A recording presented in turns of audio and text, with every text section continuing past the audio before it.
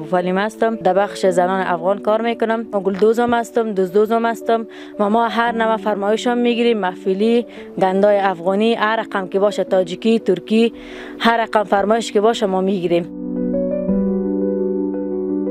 تا صنف 7 درس خواندیم و بعد از درسایم در اینجا کار کردم. پیش استاد ظریفه کار کردم که او استاد ما است، بسیار خوب زن است و ما را همیشه حمایت میکنه.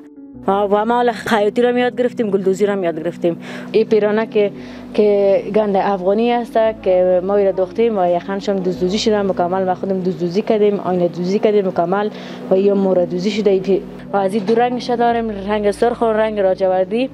و یا پیرانه که سرخ است که هم دزدوزی شده، بسیار مقبول است، چرمدوزی است و پیرانه سرخ است، تمانش سبز است که چادرش یخنش مکمل دزدوزی شده یا آینه دوزی شده که با خودم به دست خودم جور کنیم.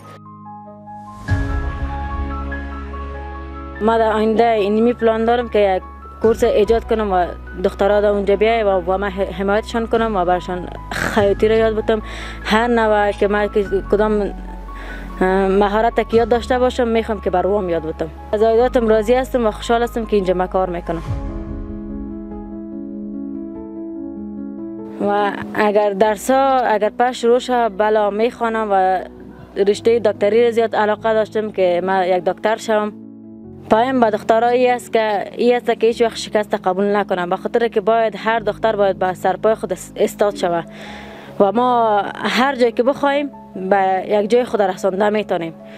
اگر از اینکه در خانه بشینیم جگرخونی کنیم و هر روز گریان کنیم از هیچ وقت هیچ چیز هم به دست نمیره و در یک جایی که بریم خود مصروف بسازیم بسیار خوب است.